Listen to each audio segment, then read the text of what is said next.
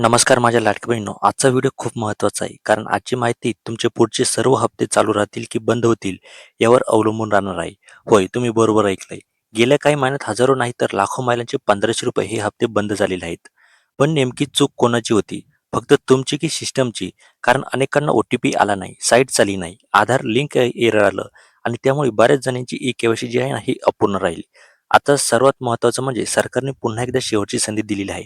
आणि ही संधी चुकली तर नंतर पुन्हा मिळेल याची अजिबात खात्री नाही. त्यामुळे 31 मार्च ही अंतिम तारीख आहे. आता तुम्ही काय करायचं आहे? सर्वात आधी तुम्हाला अधिकृत वेबसाईटवर तिथे जायचं आहे आणि ई-के-वाय-सी दुरुस्ती जी आहे ना, हे ऑप्शन तुम्हाला तिथे निवडायचं आहे.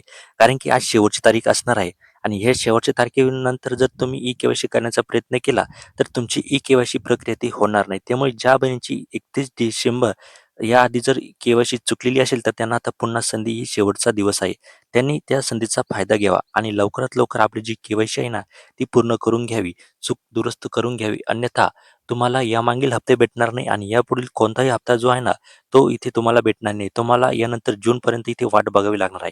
त्यामुळे आजचा शेवटचा दिवस असल्यामुळे तुम्हाला लवकरात लवकर ई-के-वाय-सी इथे करून घ्यायची. आता तुम्ही काय करायचं आहे, लवकरात लवकर अधिकृत वेबसाईटवर जायचं आहे आणि तिथे ई-के-वाय-सी दुरुस्ती हे ऑप्शन तुम्हाला तिथे निवडायचं आहे.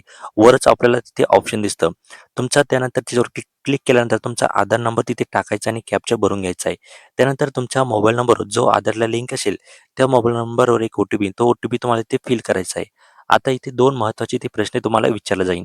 इथे नाही आणि इथे नाही असे योग्य पर्याय तुम्हाला इथे टाकायचे आहे. दोन्ही प्रश्नांचं तुम्हाला उत्तर जे आहे ना, ते नाही करायचं आहे. जर तुम्हाला तुमची ई-के-वाय-सी यशस्वीरित्या पूर्ण झाली आहे, म्हणजे काय? तुमचे बंद झालेले हप्ते आता पुन्हा सुरू होणार आहे असा मेसेज आल्यानंतर पुढचे पैसे तुम्हाला आता वेळेवर भेटणार आहे. जर तुम्हाला असा मेसेज आला तर. पण इथे एक गोष्ट लक्षात ठेवायची आहे. ही संधी फक्त त्यांच्यासाठी आहे ज्यांची ई-के-वाय-सी आधी झाली होती पण चुकीची होती. ही नवीन ई-के-वाय-सी आत्ता करता येणार नाही. पुढची संधी कदाचित जूनमध्ये येईल, पण गॅरंटी नाही. बघा इथे जे आहे ना, ही चुकीची संधी दुरुस्त करण्यासाठी इथे संधी दिलेली आहे.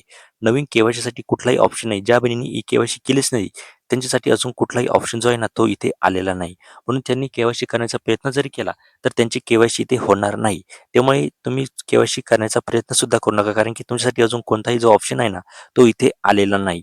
जर तुमचं नाव यादीत दिसत नसेल तर घाबरू नका. जवळच्या महिला व बालविकास कार्यालयात जा. प्रकल्प अधिकाऱ्यांना भेटा किंवा वेबसाईटवर लॉग इन करून तुम्ही तक्रार तिथे नोंदवू शकता. आता शेवटचा सल्ला म्हणजे लाडक्या बहिणीनो, प्रत्येक वेळी वाट बघतो, नंतर करू आणि मग साईट बंद, ओ-टी-पी बंद आणि पैसे सुद्धा इथे बंद होतात. यावेळी असं होऊ देऊ नका. आजचा के-वाय-सी जी आहे ना, ही दुरुस्ती करून घ्या. शेवट जर तुम्हाला ही माहिती उपयोगी वाटली असेल, तर जास्तीत जास्त बहिणींना शेअर करा आणि अशाच अपडेटसाठी आपल्या चॅनलला सबस्क्राईब